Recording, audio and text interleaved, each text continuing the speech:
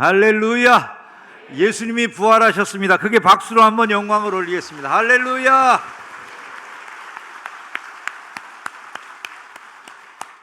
예수님의 부활을 진심으로 축하합니다.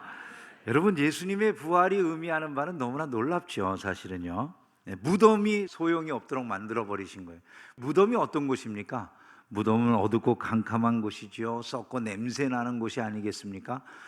미래라고 하는 것을 아무것도 바라볼 수 없게 만드는 그런 장소가 무덤이죠. 사람은 누구나 다 그곳에 갈 수밖에 없는, 그것이 우리의 처지예요. 몇 년 남으셨다고 생각하세요? 시간은 다르지만 언젠가는 다 그곳에 가게 돼 있습니다.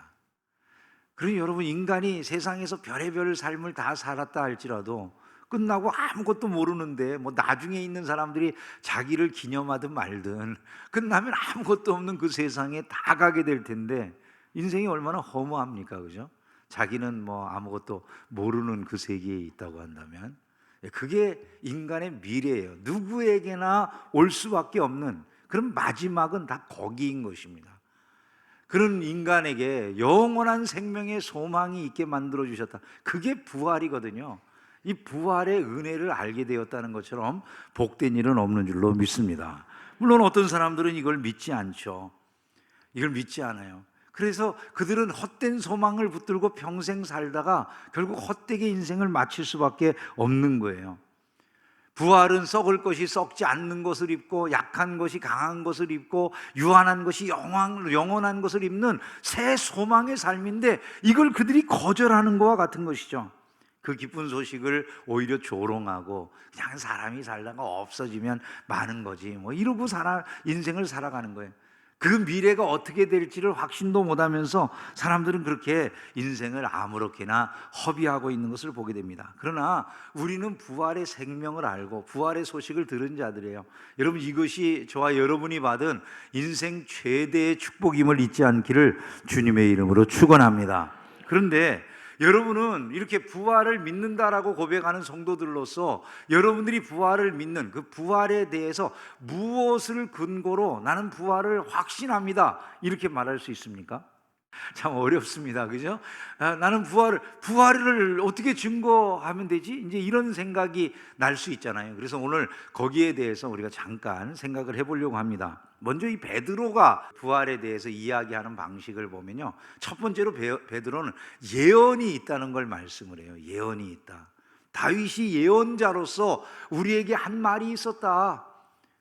하나님께서 구원자를 보내실 건데 그가 죽으신다고 하더라도 영원히 썩지 않는 부활의 소망을 가지고 계신 분이다 라는 사실, 그거를 예언했다는 거예요. 다윗이 선지자로, 그는 선지자라 그리스도의 부활을 말하되 그가 음부에 버림이 되지 않고 그의 육신이 썩음을 당하지 아니하시리라 하더니, 다윗이 그렇게 예언했다는 거죠.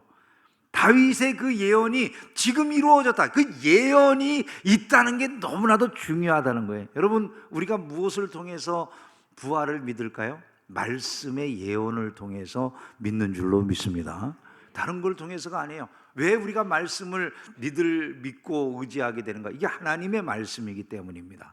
베드로가 부활을 확신하게 된 건 말씀이 있었기 때문이에요. 다윗을 통해서 주신 말씀이 있었다.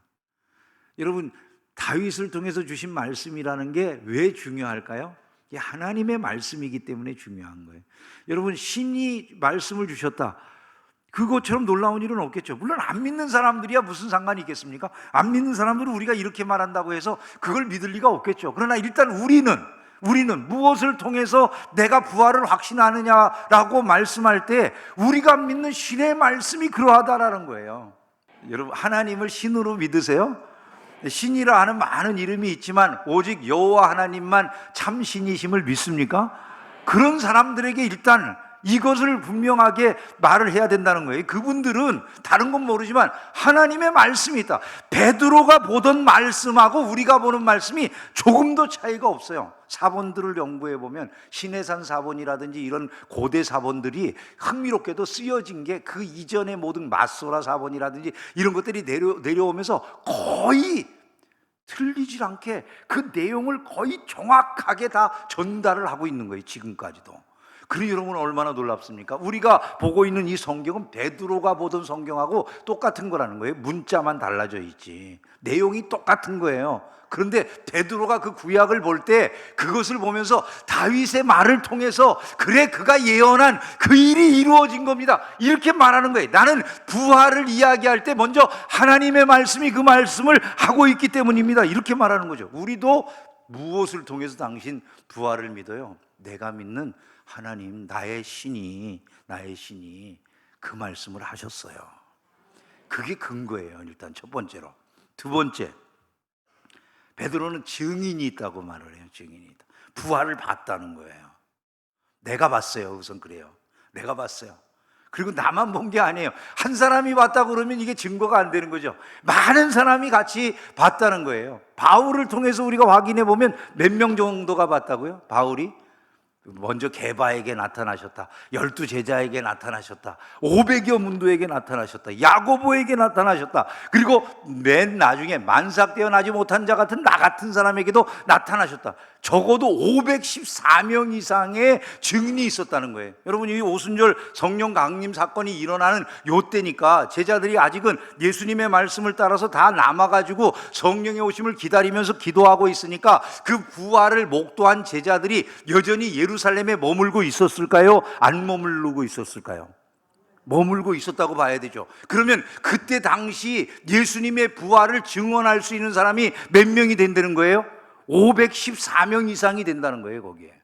근데 베드로가 이 성령 강림 사건 이후에 증거를 해요. 예루살렘 모든 사람들이 다 알아요. 예수가 십자가에 못 박혀 죽었다는 걸 알아요. 어떤 모양으로 죽었는지를 다 알아요. 얼마나 비극적으로, 얼마나 모진 고통을 당하다가 죽어버렸는지를 다 알아요. 그가 무덤에 들어간 것도 알고 장사진의 그 무덤을 로마 병정들이 지키고 있었다는 것도 알아요. 근데 그 다음에 소문이 들리는 거예요. 예수의 시신이 없어졌다고. 사람들이 이야기를 합니다. 그 시신이 없어졌는데 제자들이 도둑질해 갔대. 뭐 이런 이야기도 들리고 그러는 거예요. 이게 그 당시 예루살렘이 오늘날 같이 서울처럼 큰 도시가 아니에요. 뭐 성지순례 가보신 분들에게 예루살렘이라고 하는 올드 타운이 그게 어마어마하게 큰 곳입니까? 그냥 걸어 다니면 다 다닐 수 있는 그런 정도의 좁은 곳이잖아요. 근데 그 도성 안에 이 소문이 바닥에 나 있었다 그 말이죠. 아니, 예수의 무덤이 비었다. 사람들이 한번 안 가봤을 것 같으세요? 온갖 사람들이 다 희한한 일이 벌어졌구나 그러고 있었을 겁니다. 누가 감히 로마 병정들이 지키는 데에서 예수님을 도둑질해 갔을까? 뭐 이런 생각들도 하지 않았을까요, 여러분? 그런데 베드로가 내가 예수님이 다시 산 걸 봤어요 라고 얘기하는 거예요. 근데 거기에서 사람들이 한 사람이 증거하면 믿을만 하지 못하잖아요. 두 사람이 증거하면 어떻습니까, 여러분? 우리는 이 세상법으로도 믿을만 하다고 생각해요. 그런데 그 정도가 아니에요. 500명 이상이 그 주변에 있다가 내가 봤어요 한다고 이야기를 해보세요. 어떤 일이 벌어졌을까요? 하루에 3,000명, 5,000명이 회개하는 일이 이상한 일이 아니었는 줄로 믿습니다. 하루에 3,000명, 5,000명씩 회개하고 돌이키는 역사들이 그렇게 일어났다. 이게 이렇게 봐도 과언이 아닌 것이죠. 증인이 있었다는 거예요. 오늘까지 예수의 부활을 증거하는 수많은 사람들이 있다는 사실을 우리는 잊지 말아야 된다는 것이죠. 복음은 그냥 전해진 게 아니에요. 수많은 증인을 통해서 전해진 것이었다. 세 번째, 베드로가 무엇을 근거로 지금 부활에 대해서 확신 있게 전하고 있습니까? 성령이 오셨다는 거예요. 지금 베드로가 이 말을 하게 된 이유가 뭡니까? 그 자리에 일어난 신비현상, 오순절 날이 되었는데 사람들에게 성령이 임하시니까 갑자기 이 사람들이 방언을 말하기 시작했는데 그곳에 있는 14국에서 14개국 이상에서 온 사람들이 자기 나라 말로 이 갈릴리 촌뜨기들이 하는 말을 들어보니까 외국어를 막 자유롭게 해버리는 거예요. 그 하늘의 신비한 이야기를 막 그들이 이야기하는데 들어보니까 각 나라 말로 다 들리는 거예요, 이게요. 아니, 이게 어떻게 된 거냐? 이 신비한 현상이 왜 일어나는 거냐라고 사람들이 묻고 있는데 그 일들이 바로 이와 같이 예수가 행하신 일이다 라고 하는 것을 베드로가 증거한다는 것이죠. 하나님이 오른손으로 예수를 높이심에 그가 약속하신 성령을 아버지께 받아서 너희가 보고 듣는 이것을 부어주셨느니라. 33절에 그렇게 말씀하고 있는 거예요. 예수님은 제자들에게 계속해서 내가 성령을 보내줄 것이다, 요한복음 16장에 보면 내가 떠나는 것이 너희에게 유익이라. 내가 떠나가지 아니하면 보혜사가 너희에게 오시지 아니할 것이요 가면 내가 그를 너희에게 보낸다라고 말씀을 하셨고, 부활하신 이후에도 예수님이 내가 가서 성령을 보내줄 거니까 그때까지 기다리라는 말씀을 주시잖아요. 볼지어다 내가 내 아버지께서 약속하신 것을 너희에게 보내리니 너희는 위로부터 능력으로 입혀질 때까지 이 성에 머물라. 성령이 임하시니까 권능을 받고 복음의 증인이 되잖아요. 오늘도 성령의 역사는 온 세계와 열방 가운데 여전히 나타나고 있는 줄로 믿습니다. 그 증거가 무엇입니까? 저와 여러분들이 예수를 믿는 거예요. 그죠? 성령으로 아니하고서는 예수를 주라 할 자가 없다. 여러분, 이게 너무나도 명백한 부활의 증거가 된다는 것이죠. 마지막으로 한 가지 더 말씀을 드리면 베드로의 변화예요. 베드로의 변화. 3번씩이나 예수님을 부인했던 베드로. 예? 얼마나 비겁한 사람입니까? 결국 소망도 없이 나 다시 갈릴리에 가서 어부할 거야. 예수님은 사람 낚는 어부가 되게 하겠다고 이들을 불러주셨는데 사람 낚는 어부가 되는 거 다 포기하고 이제 다시 물고기 낚는 어부가 되겠노라고 그렇게 갈릴리로 돌아가 버린 이런 사람이에요. 이제 미래에 소망이 없는 이런 베드로, 그 베드로가 변화되어서 지금 이 오순절 이 놀라운 사건이 부활하신 예수님이 우리에게 보내주신 성령으로 말미암아 이루어진 일이다라는 것을 증거하고, 또한 그 이후에 핍박받는 성도들에게는 부활로 인하여 영원한 산소망이 우리에게 있습니다라고 하는 걸 증거하고 있다는 것이죠. 베드로전서 1장 3절에 보면 하나님이 그 많으신 긍휼대로 예수 그리스도의 죽은 자 가운데서 부활하심으로 말미암아 우리를 거듭나게 하사 산소망이 있게 하신다. 할렐루야. 베드로는 자기는 소망 없는 가운데서 예수님의 부활을 통해 산소망을 얻게 되었음을 증거하는 것이죠. 그리고 그 소망이 있게 된 자신의 삶이 어떤 것도 두렵지 않더라라고 하는 것을 고백하는 거예요. 사랑하는 자들아, 너희를 시험하려고 오는 불시험을 이상한 일을 당하는 것 같이 이상히 여기지 말고 오직 너희가 그리스도의 고난에 참여하는 것으로 즐거워하라. 너희가 그리스도인으로 고난을 받은 즉 부끄러워 말고 도리어 그 이름으로 하나님께 영광을 돌리라 라고 말하면서 고난을 받아도 두려워하지 않는 이런 모습을 보여주고 있는 거죠. 자기만이 아니라 부활을 목도한 모든 사람들이 똑같이. 제자들이 하는 일을 보세요. 사도행전 5장에 보면 제자들이 잡혀가 가지고 위협을 당하고 예수의 이름으로 말하는 것에 대해 금지당할 뿐만 아니라 고신을 당하잖아요. 막 채찍에 맞고 이런 일이 벌어졌어요. 그때 제자들이 뭐라고 말합니까? 사도들을 불러들여 채찍질하며 예수의 이름으로 말하는 것을 금하고 놓으니 사도들은 그 이름을 위하여 능욕받는 일에 합당한 자로 여기심을 기뻐하면서 공회 앞을 떠났다. 모든 제자들이, 부활을 목격한 제자들이 똑같이 다 이런 변화를 받게 되었더라, 이런 얘기죠. 부활이 아니고서는 아무것도 설명할 길이 없어요. 여러분, 기독교는 부활 없이 결코 태어날 수 없었던 종교라는 것을 잊지 않기를 주의 이름으로 축원합니다. 사람들이 기독교를 음해하고 공격하는 소리들을 많이 합니다. 예수님에 대해서 의심하게 하려는 사람들, 그런 시도들이 지속적으로 나타나고 있어요. 하지만 역사 속에서 기독교는 어떠한 시련 가운데도 오히려 더 부흥하고 발전하고 계속해서 복음은 세계를 향해 증거되어져 왔다. 이 사실을 잊지 않기를 주님의 이름으로 축원합니다. 저는 여러분에게 여쭤보고 싶어요. 여러분은 무엇을 근거로 예수의 부활을 확신하십니까? 베드로와 같은 것을 여러분들이 생각하실 수 있어야 돼요. 나의 변화예요, 사실은요. 여러분, 그렇게 증거하실 수 있겠습니까? 우리가 5복음이 있다라는 얘기 지난번에 한번 드린 적 있죠, 그죠? 5개의 복음이 있다. 아니, 목사님 4복음서밖에 없는데 무슨 5개의 복음서입니까? 그 마지막 5복음서가 뭐라고요? 우리의 삶이라고요, 우리의 삶. 근데 세상 사람들은 우리의 삶밖에는 보는 것이 없고 듣는 것이 없대요. 그래서 세상 사람들을 믿게 하는 것은 우리의 삶이래요.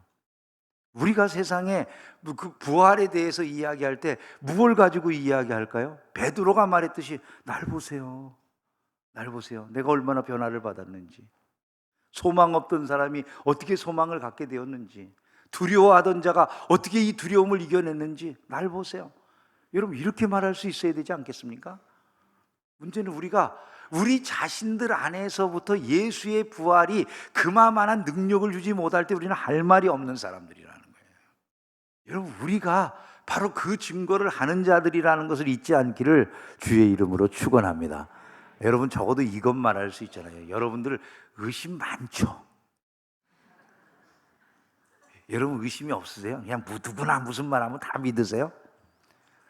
되게 의심이 많잖아요. 우리가 저를 포함해서 아마 여러분 다 똑같을 것 같아요. 의심이 없어요?